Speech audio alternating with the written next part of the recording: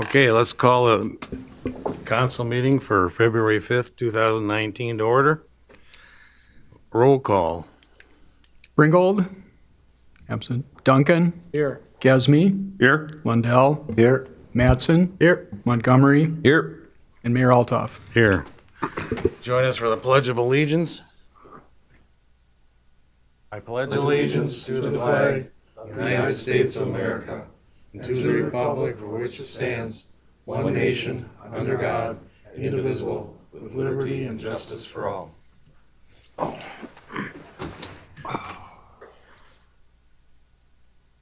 Okay, approval number 4, approval of the agenda.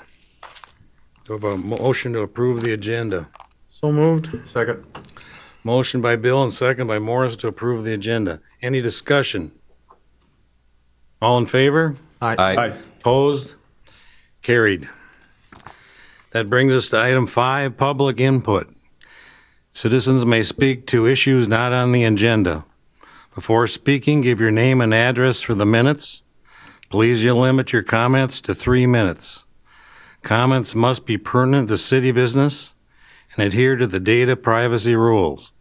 No employee's name may be used. Personal attacks will not be tolerated. Is there anybody who would address public input tonight?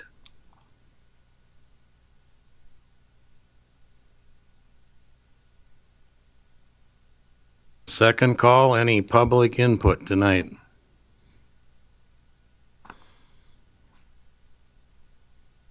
Third and final call, public input. Very good. We will close the public input portion. Brings us to item 6, public hearings. Resolution 2408, certifying unpaid utility charges to be collected with taxes. Dave, you want to take that? Yes, thank you. The notices have been provided to those customers who have delinquent outstanding water and sewer bills. The notices have gone out, and as per our city code, we hold a public hearing to accept input from those who do have delinquent accounts. And following the public hearing and the closure of the hearing, the council will be asked to consider certifying the unpaid delinquent taxes to Goodhue County for taxes payable 2020. So again, purpose of the hearing tonight is to accept comments from anyone who may have a current delinquency on their water sewer bills.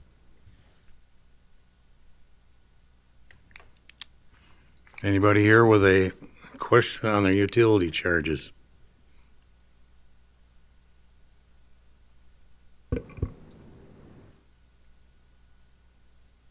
None being there, we motion to approve resolution 2408? Or has that already been approved? No. Okay. I'll move to approve 2408. I'll second.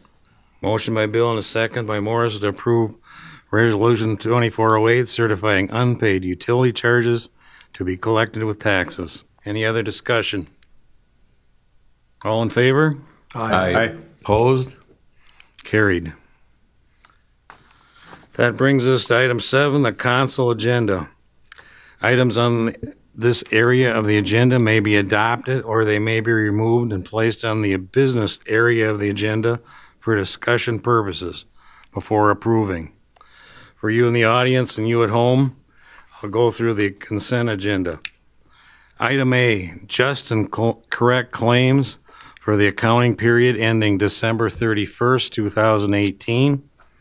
Item B, just and correct claims for the accounting period ending January 31st, 2019. Item C, minute meetings for January 15th, 2019 City Council meeting. Item D, statutory tort limits. Item E, Resolution 2409, approve a conditional use permit for the Cannon Falls Mall, Inc.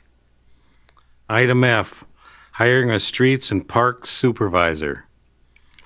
And item G, a public works maintenance 2 posting. Is there anything that the council would like to pull down? E. E? Yep. Okay, we'll make E item 9A. The conditional permanent use for the mall. I want C and F pulled down. Okay, we'll make C item 9B, and we'll make F item 9C. B is the Justin claims for January 31st. And item F was going to be 9C, that's hiring a street and park supervisor. No, I said C, not B. C and C and F. C and F.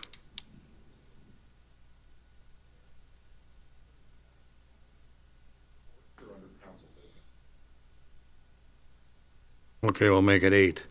8A is going to be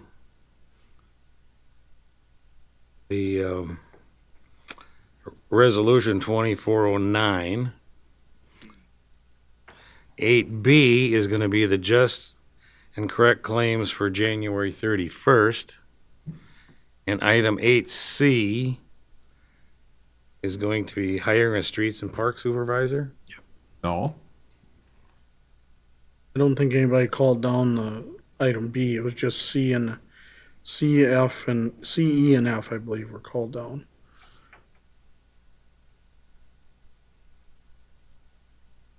So 8D would be the minutes. That's yours, Steve, the minutes? I want the, on the consent agenda, I want 7C, Right. the meeting minutes. Yep. And that'll be 8B. What was the other one? F. You already have a B. Yeah, A and B, so it would be C, D, and F. yes.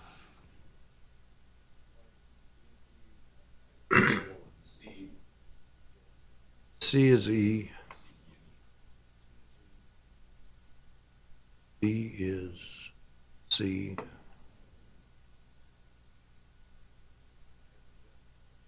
F is F, okay. Okay. Do I have a motion to approve the rest of the minutes? With the exception of C, E, F, F. okay? Do I have So that moved. motion? Motion from Steve, I'll second. Motion by Steve, second by Matt, to approve the agenda with those 3 exceptions. Any discussion? All in favor? Aye. Opposed? Carried. Okay, council business. Resolution 2410, accepting a grant for the farmer's market. Dave. Thank you. Just provide an update, particularly for the new counselors here, relative to farmers market. But last year, 2018, we had 2 farmers markets, one downtown, which was approved by special permit by the city council, and the other one held in conjunction with Artisan Plaza. David Olson received a conditional use permit for that operation, along with the Artisan Plaza development. So last year we ran the two farmers markets, one downtown, one at Artisan. The Artisan Plaza Farmers Market, the Economic Development Authority applied for and received from the Minnesota Department of Agriculture a food aggregation permit. And what that allows is the farmers market produce to be aggregated and resold to purchasing institutions, the hospital, the school district, Twin Rivers. So the EDA holds that license through the Minnesota Department of Ag. As part of that program, we received some grant dollars last year, and we're receiving another grant this year of the $500. So we need to accept that $500 grant. That's part of this resolution. But I wanted you to be clear of kind of the rest of the story in terms of the 2 markets that we ran last year, and the reason for the aggregation grant and the $5,000 grant from Department of Ag, and the relationship of that grant to the Economic Development Authority. Not related to this resolution, but I'll tell the council that Diane and I have met with representatives for the Downtown Farmers Market, and we've met with David Olson. There will be additional meetings, probably even before the second meeting of the month for the council. And I do expect that the Downtown Market will be coming forth with a request yet to be determined of the council to operate the Downtown Market this year as well. So I really wanted to give that information, additional background related to this resolution, but this resolution pertains only to the receipt and acceptance of the $500 grant from the Department of Ag.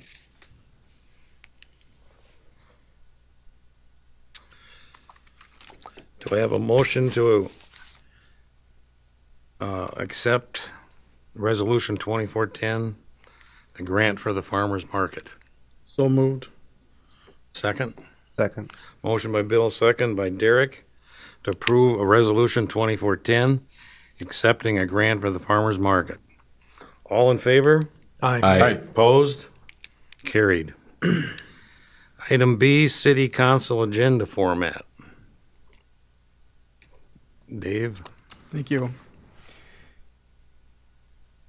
To preface the discussion, or at least the introduction of the proposed revised format to the agenda, I'll just say that in addition to the suggested changes to the agenda, there's going to be additional conversation, I think, at the council workshop, council goal setting, in terms of how we best, as staff and council and public, work together to receive, process, and manage the public input that we get. So this is one part of that, but not the only part. But we'll start with this, not looking for the council consent or adoption of this. This is going to be a work in process, and I'll explain that as we go. But again, it's one of several items that I think we'll be talking about with the council in terms of improving, enhancing our ability to deal with public input. With respect to the draft format, as you look at it, it's going to be pretty similar to what you see tonight on the current agenda and what you would see for those council members who were here in the past, of what we've seen in past agenda formats. Not considerable changes, but some. So let me go through the draft discussion only agenda format that I provided, and we'll just kind of go through quickly one by one. But recognize as I go through with my comments, each and every agenda item, 5 through 9, all involve some amount of public input. And the public input may come directly to the council, it may come first to staff, it may come to a council committee, it may go to the planning commission. There's all sorts of ways to invite and receive and accept public input in this community, and we welcome that. I know the council welcomes that, and what we want to do as staff is help the council, help us, and help the public to manage that input. So recognize as we go through this revised format agenda and you look at the current agendas, the historic agendas, a lot of opportunity for public input to address the city council, and this continues that. Item number 5, the scheduled presentations, public hearings. We've got a public hearing scheduled tonight, earlier on the agenda. When we have legal required public hearings, we hold them. We may notice it in the newspaper, we may send out public notice, it depends on the issue. But there's always public hearings that are required by code, and the council conducts those hearings on a regular basis.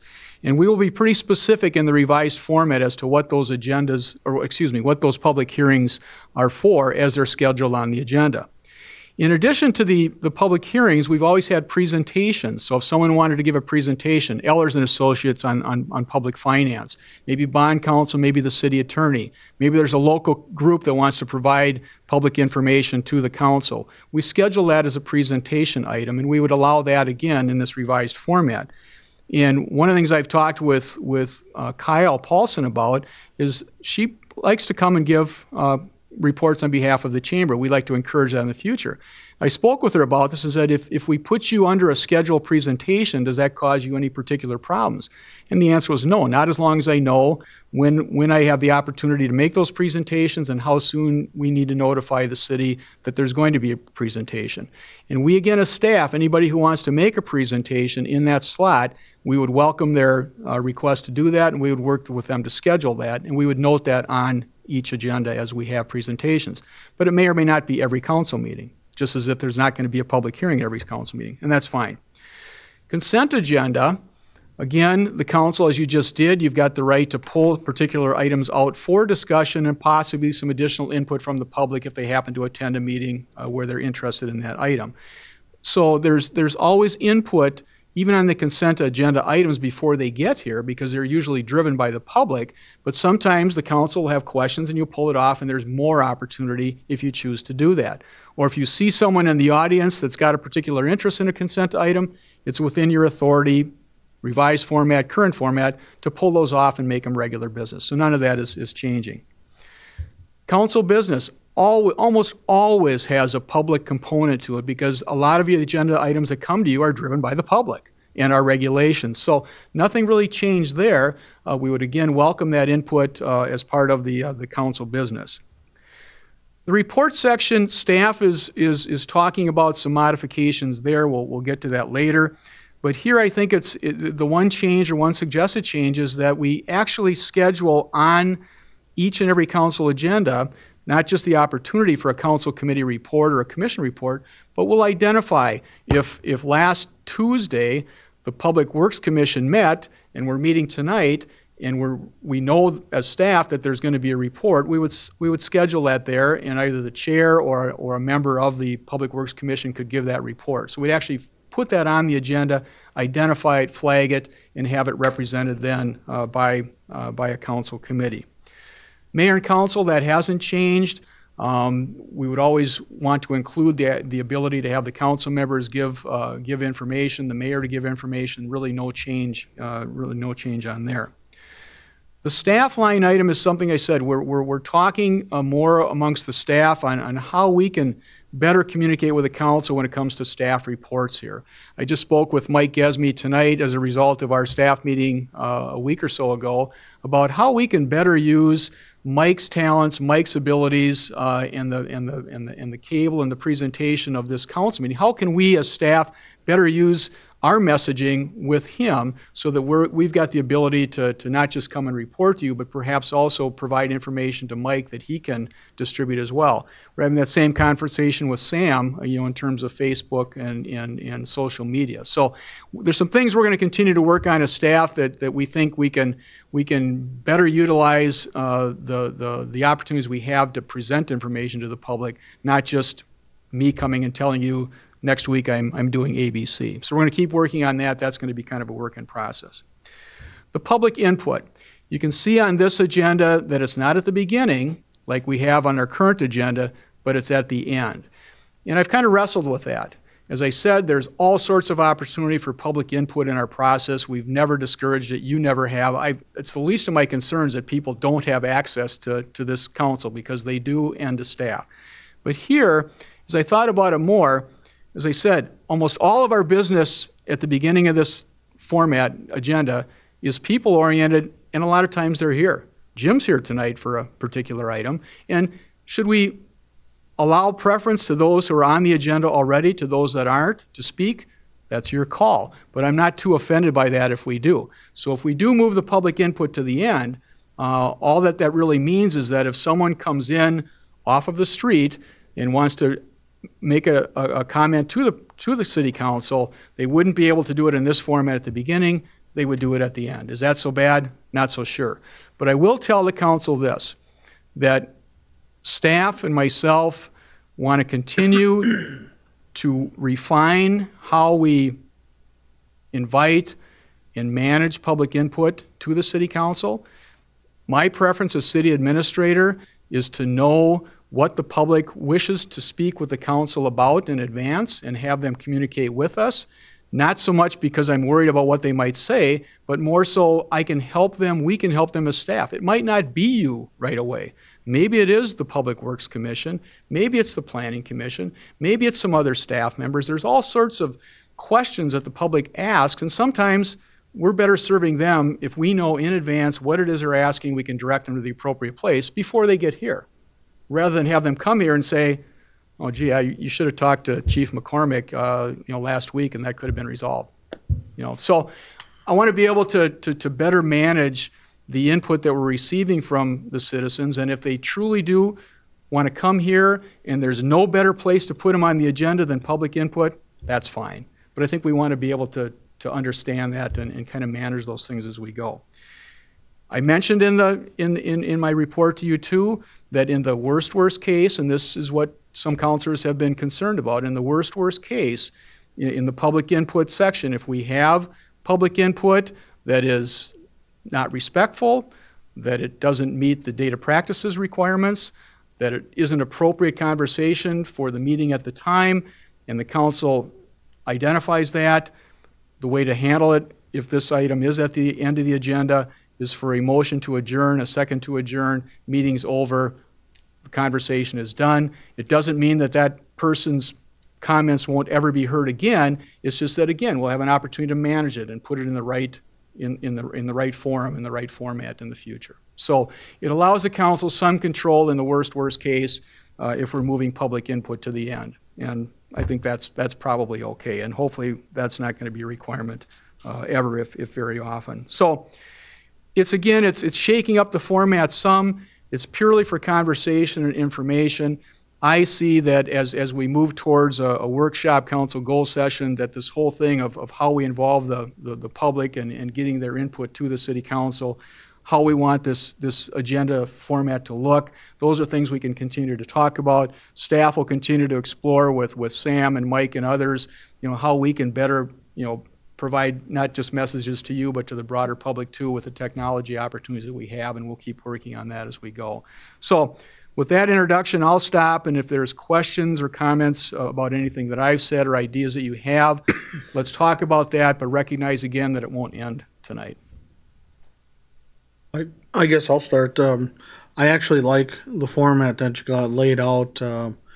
My only concerns actually have to deal with the public input. I'm not sure if we should allow a variable time. I think we should set a time frame. And you write in here, comments must be respectful. Well, what's respectful to you or I can vary. Agree. So that would be the two items that I have real concerns with. And that's a fair point. I mean, I've looked at some other agendas that allow public input and have different disclosures, different policies, different parameters. And I'm one of those guys, I guess it when you see it. It's not perfect, but as I wrestle too with other ways to say that, we can put more verbiage in. Will it be more clear? Maybe. Yeah. Again, that's at your choice. I mean, that's a valid point. Right, because you don't want to have a situation where Matt thinks something is not very respectful, but I do, and he makes a motion to end the meeting because of that, and I disagree and I vote no, and Right. it can create some potential chaos. Yep. I'm also hesitant by moving the public input to the end of the meeting for that reason, because if there is input that is, it could be respectful, but if it is passionate and if somebody thinks it's crossing a line and they ask for adjournment and we vote, and then as the meeting ends, we're, walking out, exiting together, it's not going to stop the situation. Whereas now having it at the beginning, if somebody has something they want to get off their chest and they have a chance to talk, they have their 3 to 5 minutes or whatever Mayor Altoff finds appropriate, and when he gavels and says it's time to sit down, it's time to sit down, and then we get to business. That way, if somebody still wants to stick around and talk to us, they have to sit through the rest of the meeting and deal with our business, and then we can have that discussion. This way, I'm hesitant. That's the word I'd use. I guess I'm kind of the exact opposite. I feel having it at the end gives the folks that are already on the agenda the priority. Those that are coming in to make a comment Sure. during that portion, let's have them wait until the scheduled people are taken care of. No, I understand that. I'm not questioning the priority. I'm questioning how effective trying to control the public input if it gets, I don't want to use the term out of control, but if it was something that we're trying to contain within the rules of 5 minutes, germane to council business, it's not already on the agenda, and those things. And like you said, if it's offensive, when does it cross a line? When do we call that? If something were to get heated and it's at the end of the meeting, I don't know if I prefer that. Yeah, I think moving it to the end, it kind of gives the impression that we maybe are trying to limit speech. I know maybe we're not, but oftentimes people want to come in, say their thing, and go. We've had in December we had a 2-hour-long meeting that they would have to sit through just to say their 3 minutes. If things get disrespectful or too long, John has a gavel. Mm-hmm. that Agreed. He's free to stop the discussion, or if the person won't, we could have him removed or whatever has to be done. So I don't know. I guess it wouldn't be the worst thing moving it, but I'd be in favor of keeping it at the beginning like it is now. But I that's don't just know me. if we're making a decision tonight. It's Right, it's something just, I- it's discussion, it's just discussion. I'd like to talk at the work sessions we're gonna have. Right, Sure. right, Yeah. right. I The agree. point is to introduce it tonight and begin Right. some thoughts and conversation, because clearly there's two sides to that issue, no question about that, so. Very good. Anything else? Any questions? Okay, let's go to item 8C. Morris, you brought down and approved the conditional use permit for the Cannon Falls Mall. Now, am I correct? He's had this stuff, what, a year, 2 years? As far as we know, it was just placed a couple months ago at the most. Really? Yes, I thought he the had the other ones, the portable units, not the existing. not the bigger ones. Yeah, correct. But he never, the big ones, he never went before the council or nothing, right? I'm not sure. That was before my time. It's possible he didn't, but it's possible that the conditional use permit requirement I don't think was in the ordinance at that time when those were constructed. Yeah, correct. Sam wasn't here at the time, Morris, and two things on that. One is to go back with Ed Reimer. Ed Reimer made application to the city to change the ordinance several years ago to allow this kind of use on that property subject to a conditional use permit.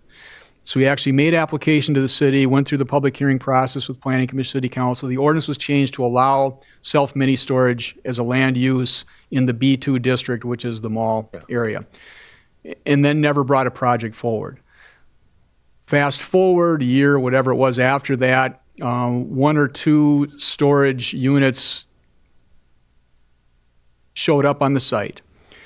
And I asked him about that at the time and was told that that was going to be temporary, that this wasn't a permanent thing, it was just temporary. So for our zoning matters, if we've traditionally administered violations based on complaint. So I told Ed, I said, okay, if I receive any complaints on these temporary units, and there was maybe a couple at the time, I don't remember how many were there, but, and they weren't right next to each other, never got a complaint. So kind of out of sight, out of mind. Then fast forward to the current project. Now those units did show up last fall without a permit, without any advanced notification to Sam or to myself or to anyone else. And that led, through Sam's work, led to Ed Reimer applying for the permit that went to public hearing with the commission. So there's a bit of a history there, you're right. I mean, it's looks all right. I mean, it's, I don't have a problem with it. I just trying to figure it out, that's all. Yeah. Thank you. Yeah, would you make a motion to approve the conditional use permit? I do. Second. Second. Motion by Morris and second by Bill to approve Resolution 2409, approving the conditional use permit for the Cannon Falls Mall, Inc. Any other discussion? All in favor? Aye. Opposed? Carried. That brings us to item 8D. Turn it over to Steve, the just and correct claims for the account printing, No, the minute meetings, oh, the minute meetings, right. or meeting minutes. Meeting whatever. minutes for the January 15th, 2019 City Council meeting. All I want to say is I want to make something clear, is that the meeting minutes that are posted or that are printed are not a verbatim transcription, or it's not word for word, and it's not meant to be. It's an overview of items that were dealt with that night. And I guess if you want a word for word thing, you're going to have to go back to the recording of the meeting. With that being said, I move to approve the meetings for January 15th, 2019. I'll second that. Motion's been made by Steve and second by Bill to approve the meeting minutes for January 15th, 2019 City Council meeting. Any other discussion? All in favor? Aye. Opposed? Carried. Steve, I'm going back to you. Item 8F, hiring a streets and parts supervisor. Okay, for fear of getting 20 yards of snow dumped at the end of my driveway overnight, Or not. I just want to voice my concern that maybe we should have went outside like we did for you, Mike, instead of, I don't want to say recirculating, and he's probably the best guy for the job, who knows, but I just thought maybe we should have went further, and that's all I have to say about that. And I can give you my comments or opinion on how it went.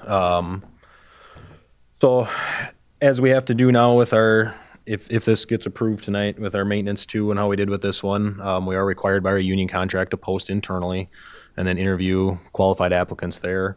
So me as the public works director, when I met with my staff when I first got hired, it's kind of the direction and the drive I wanted to give them internally too, is that I'm here to help you succeed and move forward with this individual that would potentially be approved tonight. You know, he was one that really stood out with me in those initial meetings when I was trying to develop my new relationships with the staff, you know, that was looking to move forward, you know, in a position here.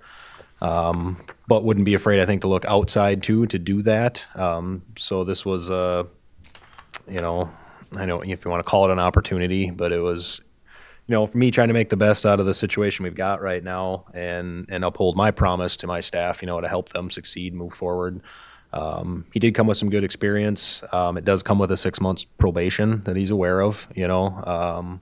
So we have the option now between now, if you approve it tonight, in 6 months, if it's not working and we think we want to go outside, we still can, you know. So I was pretty comfortable with everything considering, and this employee's really stood out with me since I've been hired to go forward with it. I was comfortable going outside too, you know, if the interview panel would have thought that, I wouldn't have hesitated, you know, but he really jumped off too with our interview panel that this was someone I think they wanted to give that 6 month good chance to, and I think he'll succeed well myself, but that's how I ended up with the memo tonight to be approved. But I agree with your concern too, and you know, your comment. That's worthy. I think it's always a good thing if you have a qualified applicant internally.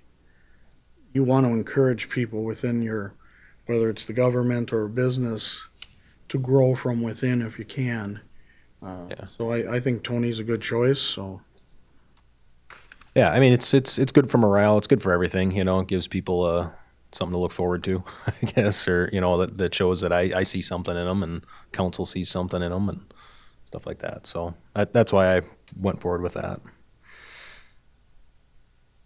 I'll make a motion to approve the hiring of Tony Hahn as the Streets and Parks Supervisor. Is there a second? Second. Motion's been made by Bill and second by Matt to approve hiring Tony Hahn as the Streets and Parks Supervisor. Is there any other discussion? All in favor? Aye. Opposed? Aye. That's a 4-1 vote. Steve opposed.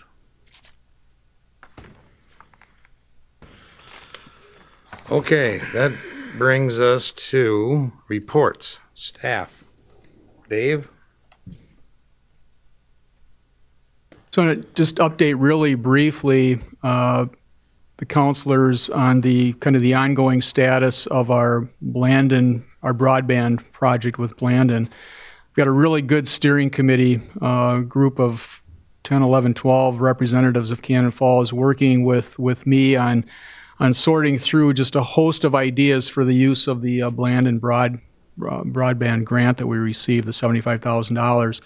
And we've got 4 projects that the steering committee has already approved, and they're at various stages moving forward to producing outcomes and products. And we'll continue to move those forward over the course of the next several months to their completion. One of them involves creating a brand for our local foods programs. One of them involves extending broadband service beyond the corporate limits or beyond the city limits of Cannon Falls into the rural areas. Remember that the school district boundaries was our designated community for the Blandon program. So we're working with, actually Mike Esme is one of the team leaders on that, and Hiawatha Broadband to look at additional equipment on the water tower that's going to provide us with additional service capabilities beyond the corporate limits. So that project's moving forward. Also putting together an educational piece where there will be information shared with business and individuals in the community on how better to use programs that are available with broadband. So there actually be some free educational programs that'll be presented over the course of the next year or so. And then the final project, or the 4th project that we're working on is you may be aware that we receive up to 50 refurbished computers that are distributed to the public, those in need of equipment. And we're actually have a program being developed to go through a distribution of those computers. So that's moving forward too. So those 4 projects are underway. They've been approved by Blandon, approved by the steering committee, and I've got a number of people on the steering committee and others working with me on those projects. The steering committee will have their next meeting on Monday. We're going to be hearing ideas for 2 more projects. The only thing that limits the number of projects with the Blandon grant is the $75,000. So we could end up with 4, 5, 6, 7, 8, 9 projects, potentially. But we're going to listen to 2 more on Monday. So again, just want to thank the steering committee members in particular, and I want to sock it to Amy and Laura in particular, and Mike. They've really contributed a lot of additional time since the day that grant has been awarded, and without their help, we'd be in some serious trouble. So especially thanks to those 3. Thank you. Mike? Just let everybody know we got fun forecast looks like coming up the next few days. So we are going to plan on going probably curb to curb each night now the rest of the week, the way the forecast is looking. So just remind people to stay off the roads, give us our space. We are having some difficulty right now with the amount of ice that's underneath the snow. I know we had 1 casualty mailbox today. We might have some others. Some of the hills are causing us quite a problem. There's a report too that we did get pretty lucky with that cold snap and then the warm up that we had. So far, all of our stuff survived well. We had no leaks on our piping end of things. We had some of our customers around town that experienced some problems, throughout the cold and then that quick warm up, but we assisted them the best we could to kind of get them back on track. So one thing we may see because of these cold snaps coming up is we'll talk about them at commission next week, but they take council approval. So we do have some sewer credits we can give for the water. The water goes through the meter, they have to pay for it, but if we in some of these we can prove it didn't go down, come back to our treatment plant, it just went outside, so we can try to give them some credits for that. So we're working on trying to figure that out. So we'll talk about that at commission next week, and then it'll take some council approval after that. So we will. So if any residents try to ask you about that, there are some things that we can do. So just forward them to myself and Afton, and we'll kind of get the ball rolling on that for them. So other than that, that's all I got tonight. Samantha? Yes. So Planning Commission update. Obviously, one thing was on the agenda tonight from our January meeting. Most of this year, I think, is going to be spent cleaning up our zoning ordinance, so that stuff will be coming to you guys. Pretty easy approvals once it goes through the Planning Commission. But it will help me and Dave tremendously in enforcing everything. So as it goes through Planning Commission, some future projects that we may be looking for, just hopefully getting some people in here for some meetings with us and stuff. And then wanted to update the council and the public, who, as everybody's probably noticed, we have a new website. And so it's been up and running for a couple of months now. But if anybody ever has any questions about where to find something or wants to see something on the website, I was kind of the webmaster designee somehow for the city. So feel free to contact me, shoot me an email, give a call to City Hall, and I can always help people navigate the website if they need any help. And that is all I have. Yeah, sure. I just want to point out that Sam did help me because I had a question on looking for something, so thank you. Thank you. Chief. Sure. A couple of things coming up. Thursday, we have Coffee, Cops, and Conversation. As Mike alluded to, we're expecting more snowfall into Thursday. We'll just have to kind of watch and see what happens. If, the officers are busy and we're not going to be able to make it, we may have to do that next month instead. Just depends with the weather. Anybody who was commuting home this evening knows how busy some of our intersections were with cars getting stuck and not being able to go up hills. The 13th is Triad. That is at 10:30. Talked about the weather. Mike mentioned they're going to be plowing. This evening, we will be ticketing and towing starting at midnight.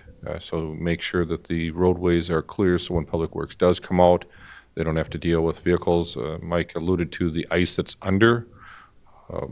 We would hope that there aren't any mailbox casualties, but we certainly don't want to have any vehicle casualties. So we want to make sure the roadways are clear for them. If they do end up plowing every night this week, we'll be doing the same process. Each evening we take our cue from Public Works if they're going to be out, and then we'll go out and get those streets cleared ahead of them. The Police Commission had a meeting this evening.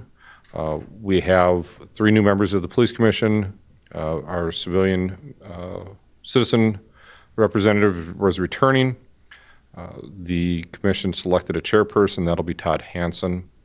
The commission declined to create a council liaison right now because we have our council members are fairly new and trying to figure out all the other things. So for in the interim, I will just bring the commission reports back to council.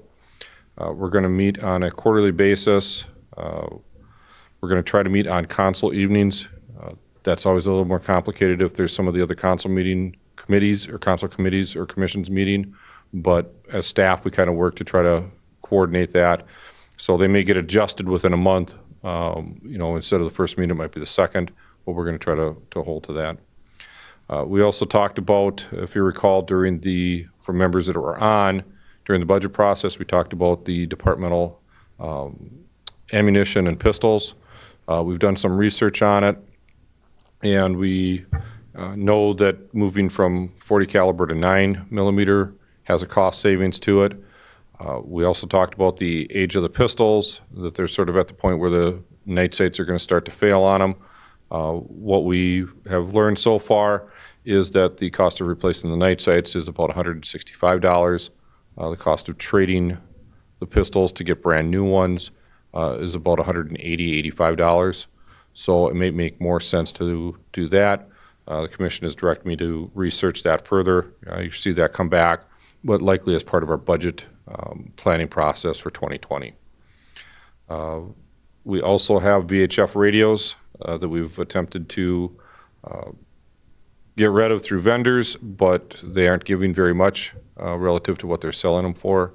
So we're going to do some research. I'm going to do some research on different ways that we could sell them direct rather than through a vendor. Again, that'll come back before council to seek that permission to dispose of property. And then we talked about speed sign. Public Works Commission had a discussion at the last meeting for them. Police Commission was in favor of it. So I'll be working with Mike as we try to figure out vendors, locations, all of those dynamics. At some point, if it continues to be favorable within Public Works Commission, you're likely to see it come before council because we're going to want to try to purchase. The benefit we see to those over a speed trailer is a speed trailer has to get moved this time of year. We just don't have anywhere to store it. Public Works is using all of their space for the plowing equipment. And maybe down the road, if we have a police garage, we could put it into that. But at this moment, going with these signs seems like a much better approach. And that's a summary of the Police Commission. Unless the commission members had anything further to add, I had nothing else. I like this. I like the sign idea. I really do. You see them in all these towns now, and it's a good deal. That'll be on our next agenda, right, Mike, for Public Works? Yeah, let's put that one on there. Okay, thank you, Jeff. Staff, start with Steve. I attended the League of Minnesota Cities training for new council members down in Mankato on roughly the 25th and 26th of January. Very enlightening. They went through a lot of things very fast, but one thing they kept repeating is they're open for business. And if we ever need any help from those guys, that's what they're there for. And give them a call and they can point us in the right direction. It was well worth the time spent, that's for sure. The Cable Commission met. Matt, do you remember what we talked about? You think you took notes? Do I remember when we met? I remember we met. Yeah. But I think Mike did a lot of the talking. We just went over some of the budget items and some of Mike's hopes and dreams later on. I think that's about it. Yeah. That's all I got. Matt? Steve said pretty much what I was going to say, the League of Minnesota Cities. I wanted to thank the city for letting me go to that. I did not go with him to Mankato. I went this last weekend up to Plymouth. And the thing that I learned, you're absolutely right, they hit you with a lot of stuff in a short amount of time. It was entertaining. There was a lot of stuff to learn. The thing they pointed out, 70% of Minnesota cities have less than 4,000 people. That surprised me, because with Cannon Falls, close to 4,200, we're in the top third. So when people think we're a small town, we might be small compared to the metro, but compared to the majority of the state, we're one of the big small towns. And I took that, kind of like a badge of honor that we're a pretty good town. Also, it talked about things, they wanted to stress these three things. Be curious as a council member, as a mayor, as staff. Be curious, be respectful, be human. And they said keep those traits with all the things you do, the research, and how you deal with the citizens, because it's the things they said. I don't know if they said this with you in Mankato, but the things that people are going to remember is not necessarily your 5-1 vote on a certain issue. They're going to remember how you held yourself, what kind of conduct you had as a council member, as a mayor. So curious, respectful, and human. So that's what I got. Very good. Bill? I have nothing this evening. Derek? Nothing for me either. Me either. Well, I wanted to bring up the work sessions. I think we should schedule them. Yep. Do we want to wait till Mary Jill goes to her session? Yeah, when is that, like the 22nd or something like that? Up in Brainerd, right? Yep. Should we wait till after that and till she's been to the meetings, or? Well, I'm sure she'd like to. I think I've come to the conclusion we can't have them on Saturdays. Some of us work on Saturdays, so it's got to be a night. Right. Yeah. Out a poll, maybe. Well, we can bring it up at the next meeting, because I think by that time Mary Jill might have gone to this session, and we can maybe look up a time the first part of March. Okay? Certainly at least get her opinion. Any days in particular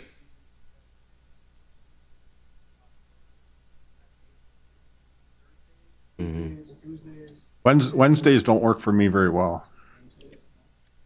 If we wait till March, Tuesdays and Thursdays should be fine. Basketball practice and stuff should be done.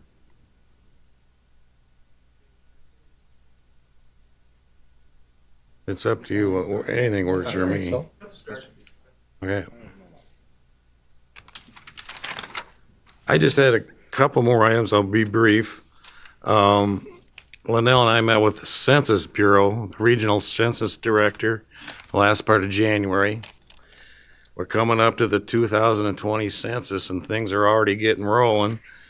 They asked if we'd make a proclamation for a complete count committee and put a letter in the Beacon, kind of getting this ball rolling. And in that letter, we'd probably we'll have the website, because there are jobs available for this census project, and they are paying jobs, so, you know. But the census is very important to this town, because if we weren't on the fence back in 2000 and 2010, Minnesota might lose a congressional district this time around. So it makes it very important that we count every vote. We are on the fence now with the Texas and California growing so fast, we're not keeping pace. And by losing a congressional district, not only is it going to hurt the state of Minnesota, it's going to hurt rural Minnesota, and especially cities like Cannon Falls, because you're going to get more metro,